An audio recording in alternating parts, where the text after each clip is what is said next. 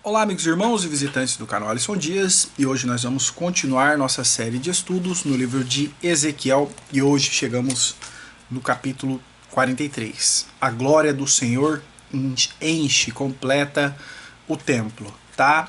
Se você não conhece a nossa série de estudos, se esse é o primeiro vídeo, nós estamos estudando Ezequiel capítulo por capítulo, versículo por versículo, do começo ao fim, e estamos agora a 5, 6 capítulos de encerrar esse importante livro da Bíblia, tá bom? Então já peço seu apoio, deixando o like, compartilhando. Então nós vamos ver hoje a glória do Senhor, que invade, enche o templo da visão de Ezequiel, e vamos também ver o altar, o memorial da vergonha. Esse altar será um grande memorial da vergonha. Então vamos começar fazendo a nossa primeira leitura, né? Já pode acompanhar na sua Bíblia aí Ezequiel capítulo 43, e nós vamos ler a primeira passagem, versículos 1 até 9, falando da glória do Senhor. Vamos lá. Então me levou à porta que olha para o caminho do Oriente. E eis que a glória do Deus de Israel vinha do caminho do Oriente, e a sua voz era como a voz de muitas águas, e a terra resplandeceu por causa da sua glória. E o aspecto da visão que tive era como a visão de que eu tivera quando vim para destruir a cidade. E eram as visões como as visões que tive junto ao rio Quebar. E caí sobre o meu rosto, e a glória do Senhor entrou na casa pelo caminho da porta, cuja face está para o lado do oriente. E levantou-me o espírito e me levou ao átrio interior, e eis que a glória do Senhor encheu a casa. E ouvi alguém que falava comigo de dentro da casa, e um homem se pôs em pé junto de mim, e disse-me: Filho do homem, este é o lugar do meu trono, e o lugar das plantas dos meus pés, onde habitarei no meio dos filhos de Israel para sempre.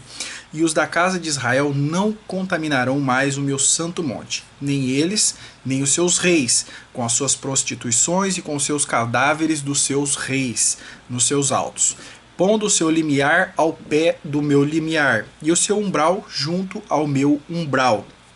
E havendo uma parede entre mim e eles, e contaminaram o meu santo monte com as suas abominações que cometiam. Por isso eu os consumi na minha ira. Agora lancem eles para longe de mim e a sua prostituição e os seus cadáveres dos seus reis, e habitarei no meio deles para sempre. Bom, primeiro eu vou dar um ajuste aqui no tripé da câmera, que parece que não está bem firme. Só um minutinho aqui. Vamos ajustar aqui a posição dela. Agora sim, parece que está bem firme, tá? Muito bem. Então, nós vimos aqui a descrição da glória do Senhor entrando no templo, né? Capítulo 41, 42, 43, nós vimos o templo, toda a sua grandiosidade, todas aquelas medidas, né? Todo o aparato, né, que envolvia o templo ali no centro, e o altar, e todas as câmaras, os quartos, todo o pátio. E esse templo era um templo de pedras com que será construído, né, onde hoje é o Monte Sião, e esse templo estava pronto, né, para ser usado, pronto para ser visitado por milhões de adoradores, mas esse templo não tinha ainda a glória de Deus. E nós vimos lá nos capítulos 10 e 11 de Ezequiel que a glória do Senhor havia abandonado o templo, havia saído do templo. Nós vimos isso.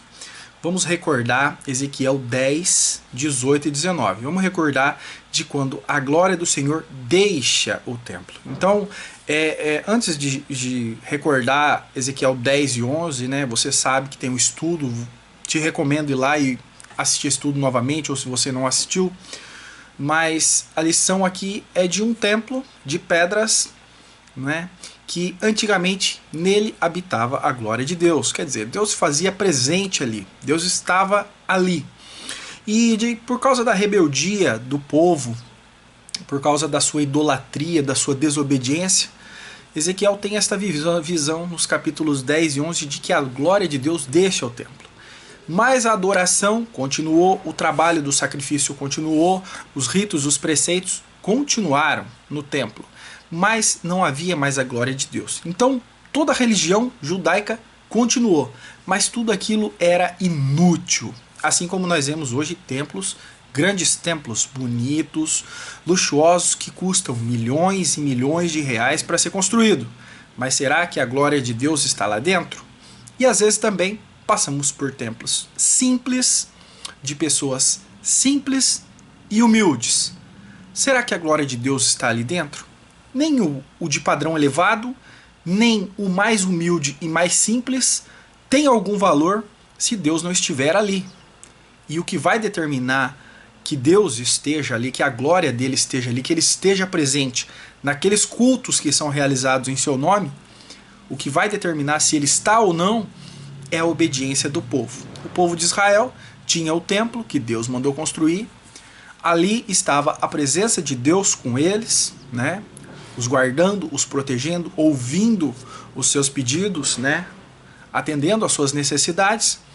Mas a sua desobediência, a sua idolatria, a sua arrogância levou com que Deus se afastasse, a glória dele se afastasse do templo. A religião continuou, mas Deus não estava mais ali.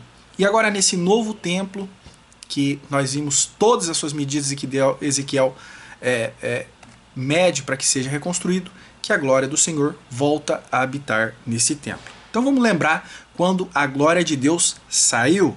Ezequiel, capítulo 10, todo o capítulo fala disso, mas vamos ler só os 18 e 19.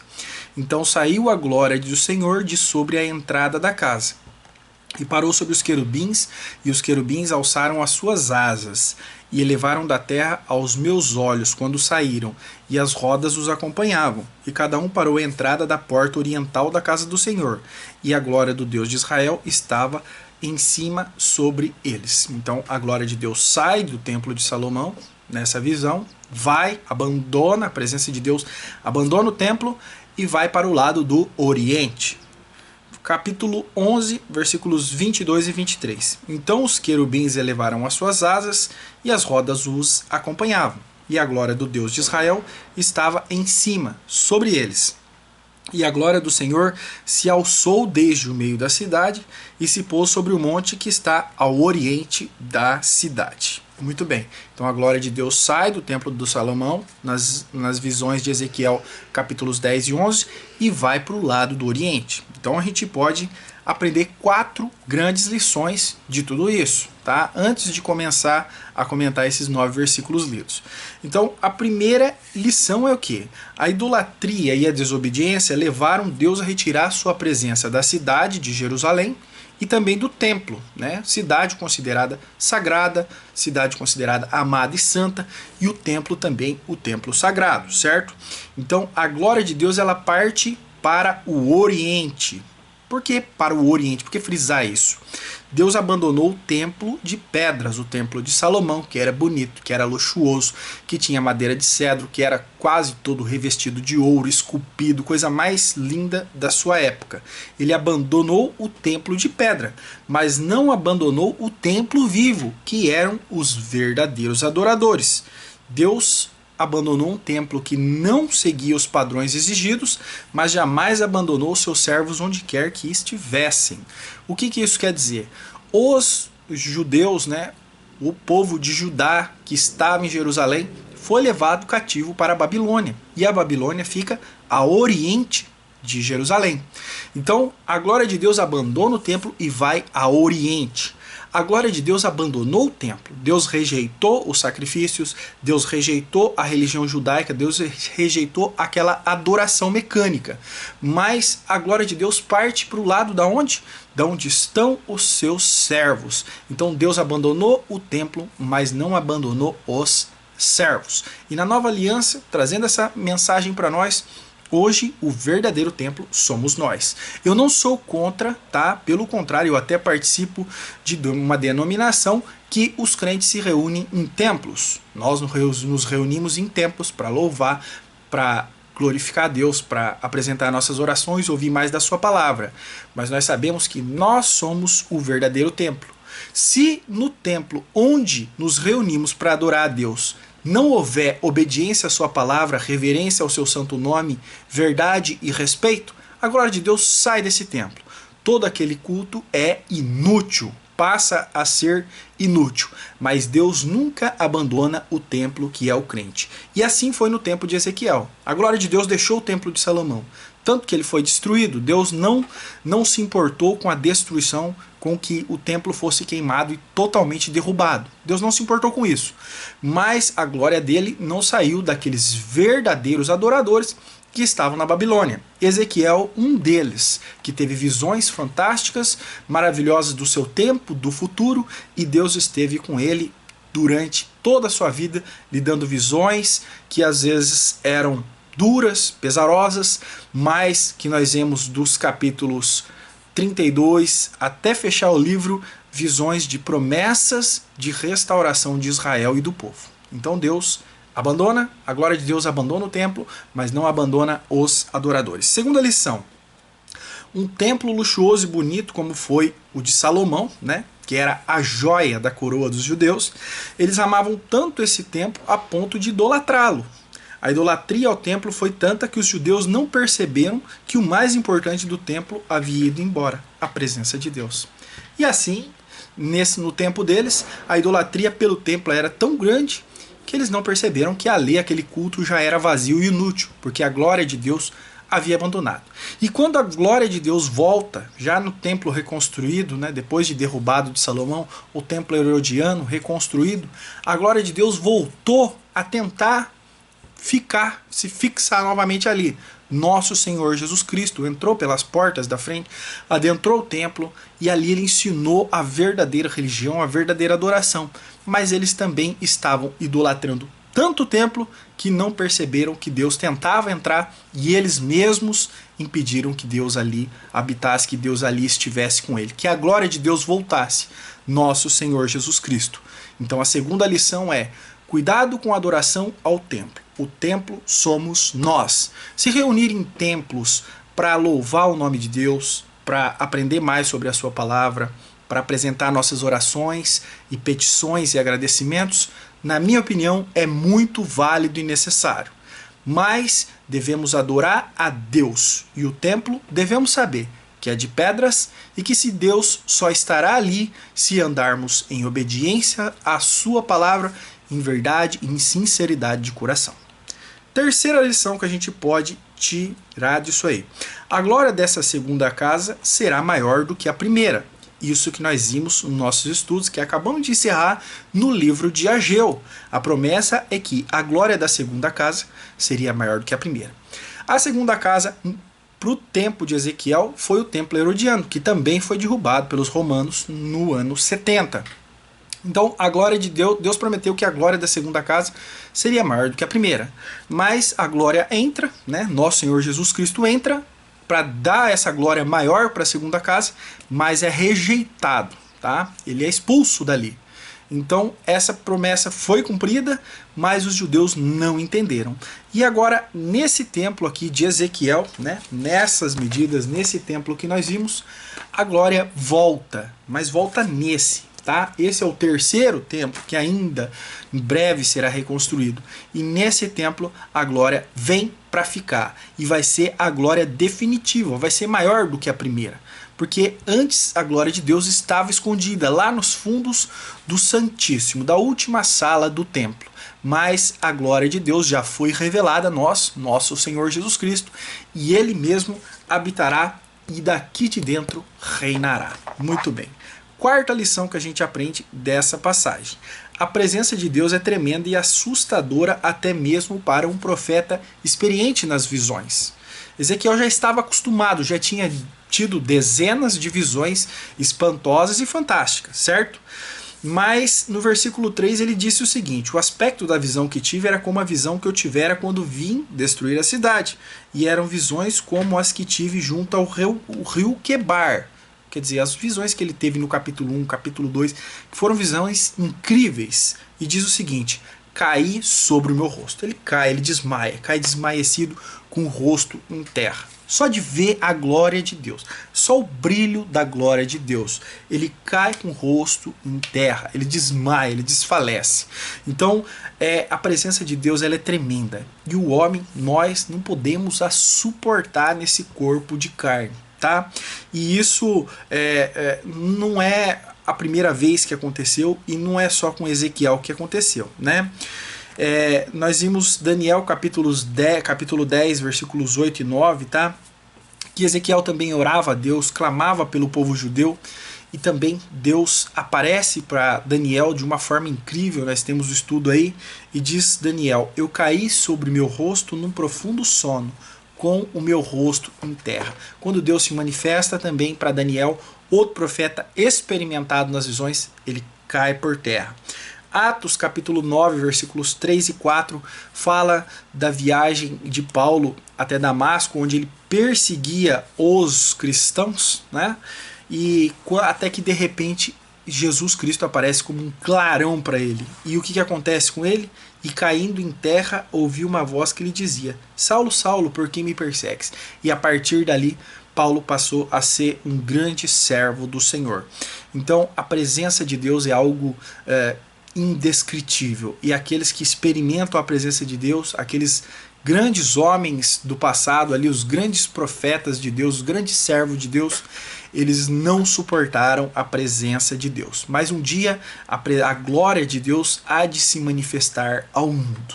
Aqueles que forem fiéis ao seu Filho, aqueles que viverem a verdadeira religião, a vontade de Deus nas suas vidas, esses conseguirão ficar de pé, conseguirão resistir à presença de Deus. Mas aqueles que andaram numa vida contrária, essa mesma presença de Deus, essa mesma glória de Deus manifestada ao mundo, que aqui diz que a glória de Deus encheu toda a terra, esses vão tremer, esses vão chorar, esses vão lamentar muito por ter rejeitado Deus quando tiveram a oportunidade, né? Muitos desprezam a autoridade de Deus e poderiam estar hoje de joelhos em sua presença, mas teimam em continuar em pé. Muitos, né, desprezam Deus, querem continuar em pé, podia estar de joelho hoje, né? Na manifestação da glória de Cristo cairão com o rosto em terra envergonhados. Nós que hoje dobramos voluntariamente os nossos joelhos a Cristo e viremos com Ele na sua volta. Nós que hoje, de boa vontade, dobramos nossos joelhos a Cristo, com Ele viremos também triunfantes, em pé e com coragem, pois Ele mesmo nos dará essa dignidade. Então, escolher adorar a Cristo, escolher a fazer a sua vontade, fazer a vontade de Deus, é sempre a melhor escolha. E o Espírito ele fortalece Ezequiel para continuar com a visão. Versículo 5 diz que o Espírito, vamos ler aqui de novo, versículo 5, ó, e levantou-me o Espírito e me levou ao átrio interior da casa, e eis que a glória do Senhor encheu a casa. Então o Espírito fortalece Ezequiel para continuar com a visão. Ezequiel era fraco para contemplar a glória de Deus, mesmo que seja em visão. Era só uma visão e ele não suportou, caiu com o rosto em terra. Mas o Espírito levantou ele: levanta, Ezequiel, porque você precisa continuar tendo essa visão e anotando tudo isso para passar para os judeus e para isso ficar registrado e para nós, a Igreja de Cristo, um dia poder saber desses acontecimentos. Então, quem capacita, quem dá força para realizar a obra de Deus? É o seu Espírito, né? O homem que pensa que ele tem alguma capacidade, que ele tem algum valor para a obra de Deus, que ele é tão importante, né?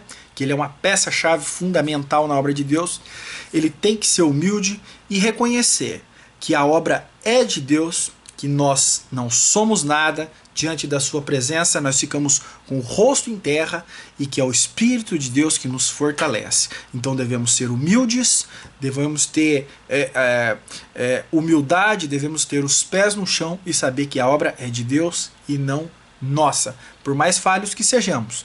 Se Deus está conosco nessa obra, o seu Espírito nos fortalece, nos dá intrepidez, nos dá coragem para realizar a sua obra. Se fazemos da nossa própria carne, com cedo estaremos com o rosto em terra e não haverá o Espírito para nos animar a continuar. Deus condena todas as práticas abomináveis no templo. Prostituição que nós vimos no versículo aqui, vamos ver qual versículo que nós vimos? Versículo 9, olha o que Deus diz: agora lancem eles para longe de mim a sua prostituição e os cadáveres dos seus reis, e habitareis no meio deles. Então Deus condena todas as práticas abomináveis no templo: prostituição cultual, idolatria aos antigos reis de Israel. Inclusive, no local desse templo, onde será construído esse templo, está a sepultura do rei Davi, né? Isso tudo será lançado para longe de Deus e longe do templo, sua habitação terrestre. Então esse templo aqui que nós estudamos todas as medidas, a glória de Deus estará aqui. O que é a glória de Deus que vai estar aqui? Nosso Senhor Jesus Cristo. Ele vai entrar por essa porta, ele vai adentrar por mais essa, e ele estará aqui, dentro do templo, reinando dentro deste templo. Essa é a glória de Deus que enche todo este templo. Ele mesmo estará aqui. E todo tipo de idolatria, todo tipo de maldade, todo tipo de adoração que não pertence à vontade de Deus será lançada. Inclusive os sacrifícios que serão realizados aqui neste altar. O altar da vergonha, o memorial da vergonha. Inclusive estes sacrifícios. Certa vez conversava, semana passada, com um colega de trabalho aqui, e falava deste templo. Eu falei, esse templo será reconstruído. E ele tem altares, ele tem mesas sacrificiais e tudo. E esse meu colega de trabalho, ele disse o seguinte: mas o véu vai voltar? O que ele quis dizer com isso? Vai voltar o templo da lei, o templo do sacrifício? O sacrifício de Cristo não foi suficiente, né? Sim, voltará todo o tempo da lei aqui neste templo. Será sacrifício aqui, mas isso será para vergonha. Deus vai permitir que isso aconteça, mas não para orgulho, e sim para a vergonha dos judeus. Então essa segunda parte que nós vamos tratar, versículos 10 até o 17, fala do altar dos holocaustos. O altar é esse que fica aqui. E é interessante que ele era o ponto central desse templo. Se você riscar uma linha aqui, daqui a aqui, e uma linha daqui a aqui, você vai ter o quê? O centro desse quadrado, porque isso aqui é um quadrado perfeito. E o centro exato desse quadrado é o altar. É o altar que está aqui, né? Eu perdi minha caneta hoje, não vai dar para mostrar. É o altar que se encontra aí, ó, essa letra D.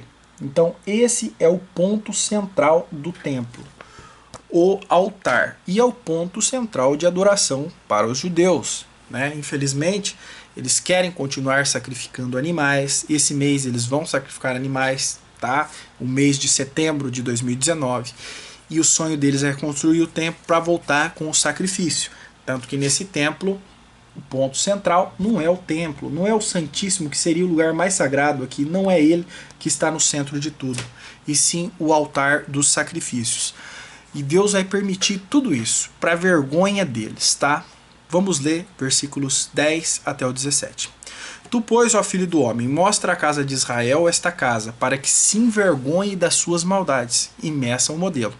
E envergonhando-se eles de tudo quanto fizeram, faze-lhes saber a forma desta casa, a sua figura, e as suas saídas, e as suas entradas, é essa que está aqui, ó, e todas as suas formas, e todos os seus estatutos, todas as suas formas, e todas as suas leis, e escreve isto aos seus olhos, para que guardem toda a sua forma, todos os seus estatutos, e os cumpram. Esta é a lei da casa. Sobre o cume do monte, todo o seu contorno em redor será santíssimo. Eis que esta é a lei da casa. E estas são as medidas do altar em côvados. O côvado é um côvado e um palmo, né? Cerca de 50 centímetros. E o fundo será de um côvado de altura e um côvado de largura, e a sua borda, o seu contorno, de um palmo, e esta é a base do altar. Depois nós vamos explicar em medidas em centímetros para que vocês possam entender melhor. E do fundo, desde a terra até a armação inferior, 2 côvados, e de largura 1 côvado, e desde a pequena armação até a grande, 4 côvados, e a largura de 1 côvado. E o altar de 4 côvados, e desde o altar para cima haverá 4 pontas. E o altar terá 12 côvados de comprimento e 12 de largura, quadrado nos 4 lados. E a armação, 14 côvados de comprimento e 14 de largura, nos seus 4 lados, e o contorno ao redor dela de meio côvado, e o fundo dela de 1 côvado ao redor, e os seus degraus davam para o oriente. Então toda essa descrição é o formato deste letra D aqui, deste altar. É como ele deve ser feito. E existem aqueles que dizem que toda essa descrição deste templo aqui de Ezequiel, todas as medidas, elas são simbólicas, mas não é o que o texto diz, né? Diz que tudo isso é para ser guardado pelos judeus, né? Olha aqui, ó, versículo 10. Tu, pois, ó filho do homem, mostra à casa de Israel esta casa, para que se envergonhe das suas maldades e meça o modelo. Então, isso aqui é literal, era para ser construído. E todas essas medidas que nós vimos é para dizer como deveria ser o modelo do templo. Vou pegar o modelo aqui, e o modelo é esse aqui, tá? Ó. Esse é o modelo do altar que deveria ser construído. Ele era feito em formato de escada. A base dele, que é a parte mais alta dele, onde seria oferecido o sacrifício, tá? Essa parte ela tinha 6 metros quadrados. Depois a parte, segundo andar aqui, a parte mais de baixo, ela tinha 8 metros quadrados. Minto, ela tinha 7 metros quadrados, depois 8. Então ela é 6, depois 7, depois 8 e aqui uns 9. Então ela ia aumentando de cima para baixo. E tinha também uma escada para que pudesse subir, porque a sua altura da base até em cima seria de 5 metros de altura. Então necessitaria dessa escada para que pudesse oferecer aqui. E a visão de cima é assim. É como se fosse um zigurate, como se fosse uma pirâmide. Assim, Deus mandou que fosse construído este altar. Vamos lá. Então, esse altar que eu chamei de Memorial da Vergonha, talvez você ficou curioso, mas é realmente isso. Esse será o Memorial da Vergonha.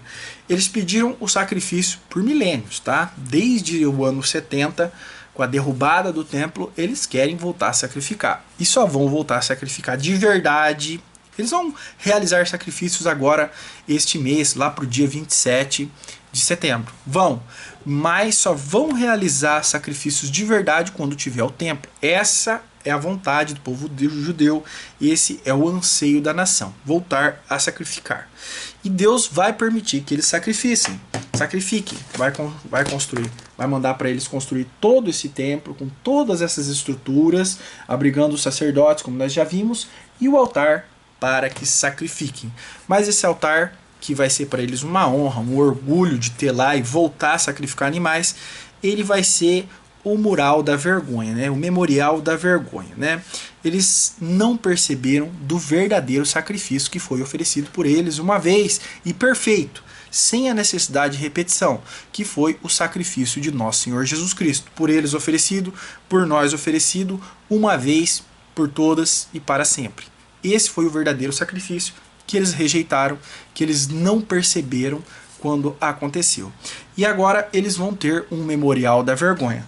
Esse grande altar, no centro de tudo, será para envergonhá-los, tá? Então nós vemos que os entornos do templo são sagrados, né? Aqui é o que diz aqui, né? Que todo o altar, tudo que está em volta dele era sagrado, né? Que Deus falou. Muro interno e externo, pois ali habitará a máxima santidade, nosso Senhor Jesus Cristo. Então, o altar media 5 metros de altura, a área do topo era de 6 metros quadrados, como eu disse, descendo, aumentando o formato de escada, segundo degrau 7 metros, degrau térreo 8 metros, lembrando os zigurates, a antiga Torre de Babel. Então, eles vão estar tão orgulhosos por esse altar aqui, né, por ter aí, ó, esse formato, ter esse altar grande, imponente, para eles poderem sacrificar, mas ele lembra o que? As pirâmides, ele lembra a Torre de Babel que foi construída nesses moldes, uma base maior, ia diminuindo, até ficar muito alto, com a intenção de alcançar Deus, né, pelos esforços humanos. Então, era o modelo de altar também usado na Babilônia para o sacrifício dos deuses pagãos. Então eles vão colocar dentro do templo deles, vão ficar todos orgulhosos de ter um grande altar para sacrificar num altar que era seguindo os moldes dos altares pagãos. E eles não vão se dar conta disso, né? Como se era uma torre de Babel. imitando as construções pagãs, as pirâmides antigas. Então, esse é o memorial da vergonha. Eles se orgulharão de ter esse altar que imita altares de deuses estranhos. Deus vai permitir que isso aconteça. Deus vai permitir que eles se orgulhem de estar usando um altar que era o mesmo molde dos altares pagãos. E eles ficaram todos orgulhosos. Este orgulho todo vão estar adorando tanto esse altar que, na verdade, é o memorial da vergonha.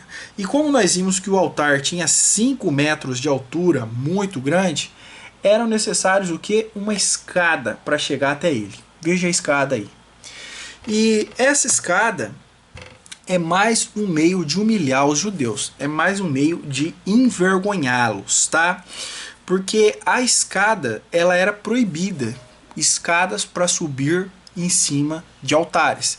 Mas esse, por ter 5 metros de altura, é impossível não subir nele sem uma escada. O sacerdote não ia conseguir oferecer o sacrifício ali em cima, colocar a carne do animal ali, se não tivesse uma escada, porque 5 metros é muito grande, né? Na sua casa, se você estiver na sua casa, olha para a laje, é 3 metros.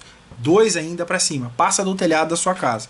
Então deveria ter uma escada, mas a escada era proibida. Ó. Vamos ler Êxodo, capítulo 20, versículo 26, diz o seguinte: ó, também não subirás ao meu altar por degraus, para que a tua nudez não seja descoberta diante deles. Porque aquela roupa do sacerdote é um tipo de uma saia, um grande vestido, que começa aqui no pescoço e vai até os pés. E naquele tempo eles não tinham roupa íntima, não usava cueca.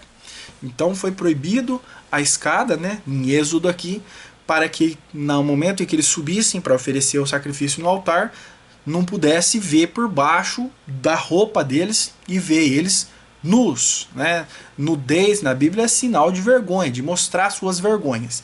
E aqui é um grande altar de 5 metros, uma grande escadaria. E nós vamos ver que no estudo, no capítulo posterior, né, no capítulo 44, que nós vamos ver isso tudo, eles não poderiam nem sequer amarrar um cinto na cintura para ajudar a prender um pouco a roupa. Eles não poderiam usar cintos, os sacerdotes desse templo, e também não iam usar aquelas roupas grossas e pesadas dos antigos. Eles iam usar roupas de linho. O linho é um tecido leve. Então, esses sacerdotes ficariam totalmente envergonhados nesse altar. Porque eles iam subir, o vento ia levantar aquela vestido lá deles de linho, ia estar numa posição muito alta e as suas vergonhas estariam reveladas para todo. Então Deus permitiu que eles sacrificassem. Essa é a vontade de vocês? Vou permitir. Vocês vão poder fazer isso por um tempo, por um curto espaço de tempo.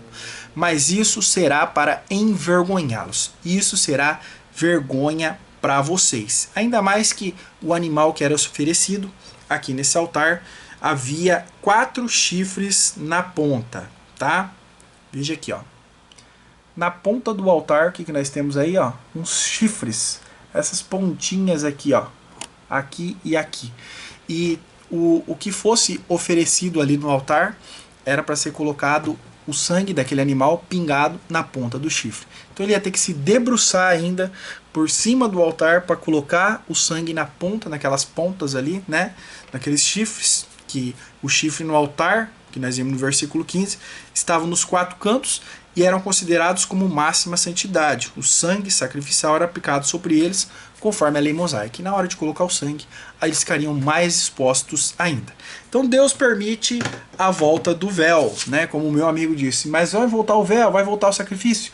Vai, olha o altar aí, mas será vergonha para os judeus. Será motivo de escárnio para eles. E eles nem perceberão que estão sendo envergonhados, porque estarão cegados pela religião judaica, cegados pela sua vontade de seguir a Deus ao seu modo, e não perceberão que estarão passando vergonha. E agora vamos ver a consagração do altar. Vamos lá, versículos 18 até o 27, e já é a última leitura aqui desse capítulo, encerramos este capítulo desse livro. Vamos lá. E disse-me, filho do homem, assim diz o Senhor Deus, estes são os estatutos do altar, no dia em que o fizerem, para oferecerem sobre ele holocausto e para aspergirem sobre ele sangue. E os sacerdotes levitas, que são da descendência de Zadok, que se chegam a mim, diz o Senhor Deus, para me servirem, darás um bezerro para a oferta pelo pecado. E tomarás do seu sangue e o porás sobre as suas 4 pontas, os 4 chifres que estão nas pontas do altar, e sobre os 4 cantos da armação e ao contorno ao redor, assim o purificarás e o espiarás. Então tomarás o bezerro de oferta pelo pecado e o queimará no lugar da casa, para isso designado, fora do santuário. E no segundo dia oferecerás um bode, sem mancha, como oferta pelo pecado, e purificarão o altar, como purificaram com o bezerro. E acabando tu de purificá-lo, oferecerás um bezerro sem mancha e um carneiro do rebanho sem mancha, e oferecê-los-á perante a face do Senhor. E os sacerdotes deitarão sal sobre eles, e oferecê-los-ão em holocausto ao Senhor. Por 7 dias prepararás cada dia um bode como oferta pelo pecado, também como prepararão um bezerro e um carneiro do rebanho sem mancha. Por 7 dias espiarão o altar e o purificarão, e assim consagrar-se-ão. E cumprindo eles estes dias, será que ao 8º dia e dali em diante os sacerdotes oferecerão sobre o altar os vossos holocaustos e as vossas ofertas pacíficas, e eu me deleitarei em vós, diz o Senhor Deus. Então Deus diz que vai permitir que eles sacrifiquem nesse tempo, vai permitir que ofereçam sacrifício sobre o altar, sim, Deus vai permitir, mas seriam 7 dias de purificação desse altar. E oferecendo um dia um bezerro, e no outro dia um bode. No terceiro dia um bezerro e um carneiro. No quarto dia o bode, bezerro e carneiro. Cada dia intercalado 7 dias, uma semana completa. O sangue seria aspergido sobre o altar.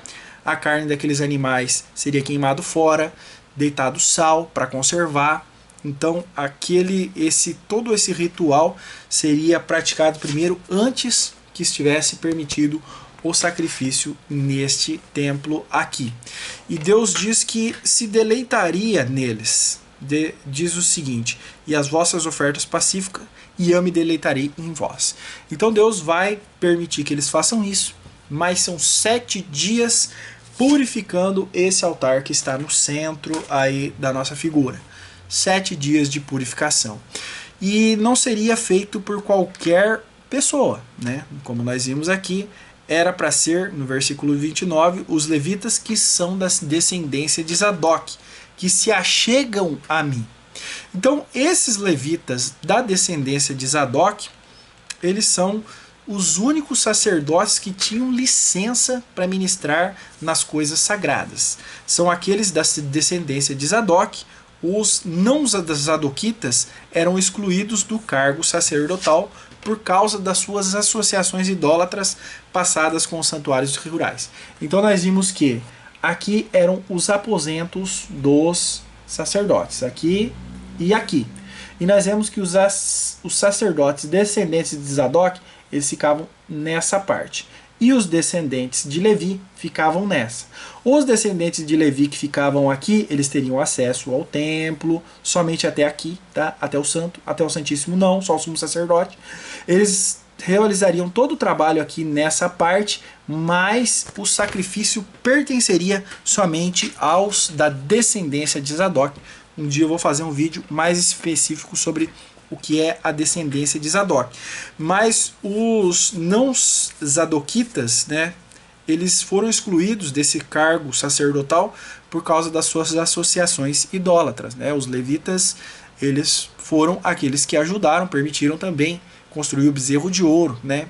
Que se corromperam, né? Os levitas que estavam cuidando do templo de Salomão, ali da adoração da casa de Deus, se corromperam, né? Praticaram idolatria, então eles perderam esse cargo para sempre. Então nós vemos que as coisas de Deus, elas têm que ser levadas a sério, né? Eles não levaram a sério a adoração e perderam aí a oportunidade de estar adorando sempre. Então essa parte passou aos não zadoquitas, aos zadoquitas, né? Aos da descendência de Zadok. E Deus diz que se achegam a mim pessoas que tinham sinceridade no coração. Veja bem, eles estarão sacrificando, que é uma coisa abominável hoje perante Deus, porque o sacrifício único válido é o de Cristo. Mas Deus permitirá que construam o templo, que realizem sacrifícios, mesmo sendo uma coisa abominável. Assim precisa ser, Deus determinou assim e assim será, certo? E eles estarão realizando isso com sinceridade dentro do coração. Eles estarão realizando isso porque foi uma determinação de Deus, porque é a vontade dos judeus e porque Deus vai permitir que aconteça. Mas, apesar de abominável, estarão realizando isso de coração, tá? Internamente, de verdade. E Deus diz que vai se deleitar neles, que vai se alegrar com eles, com esse trabalho deles. Que mesmo eles trabalhando na cegueira, dentro deles, eles estavam achando que estava fazendo uma coisa sincera para Deus e que Deus estava se agradando. Então Deus vai levar em consideração isso, tá? E eu acredito que esses sacerdotes que trabalharem no templo, no momento do sacrifício, no momento de entrar no templo, da oferta lá no santo, no santíssimo, todo o trabalho que eles vão fazer, eu acredito que nesse tempo eles entenderão do verdadeiro sacrifício que foi realizado, eles conhecerão tudo isso. Mas Deus vai permitir que eles trabalhem ali por 3 anos e meio. E eles vão perceber, e esses acredito que são sinceros e Deus vai se agradar neles. E que eles verão a glória de Deus entrando no templo, eles verão o verdadeiro sacerdote que é Cristo, o verdadeiro rei que é Cristo, e perceberão e vão seguir pelo caminho correto.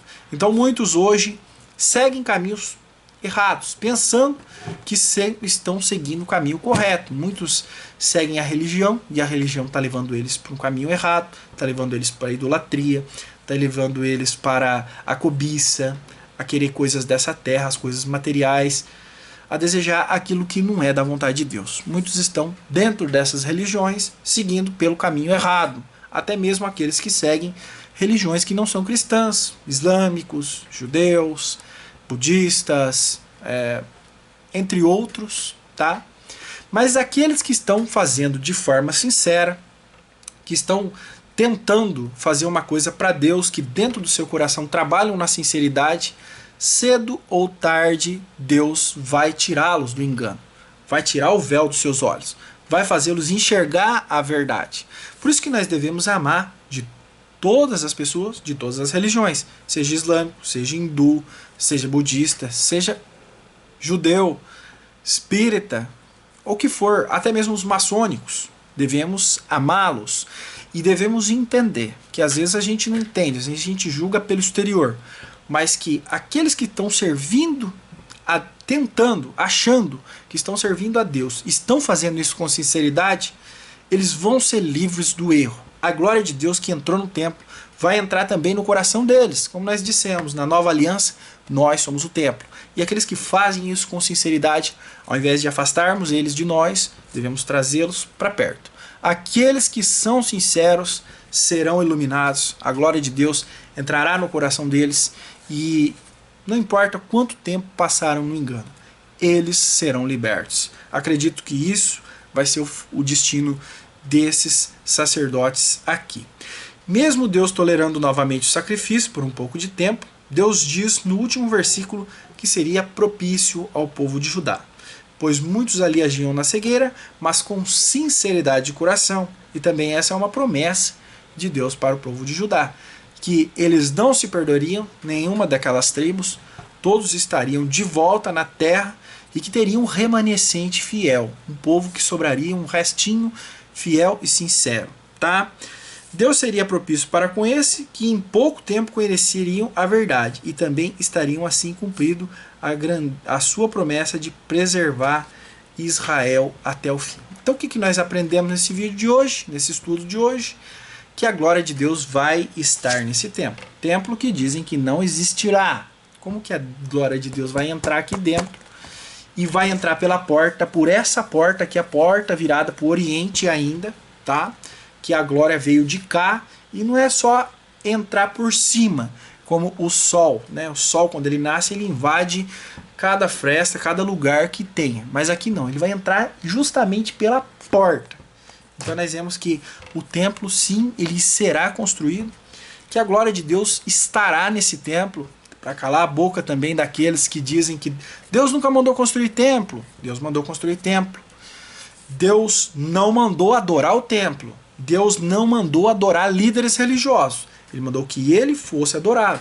Como nós vimos que toda idolatria, todo seja de deuses estranhos ou seja de homens, será retirada. Assim como nós vimos nas primeiras passagens, ali, nos primeiros versículos, que Deus abominava que os cemitérios dos reis ficasse ao lado do seu templo, como se eles tivessem uma ligação, como se os reis humanos tivessem alguma paridade com o rei divino, o rei verdadeiro, que Deus tiraria todo esse tipo de idolatria, mas que nesse tempo, né, toda essa idolatria, toda essa maldade seria tirada. Então, os desigrejados, eles acham que Deus nunca mandou construir templo. Mandou.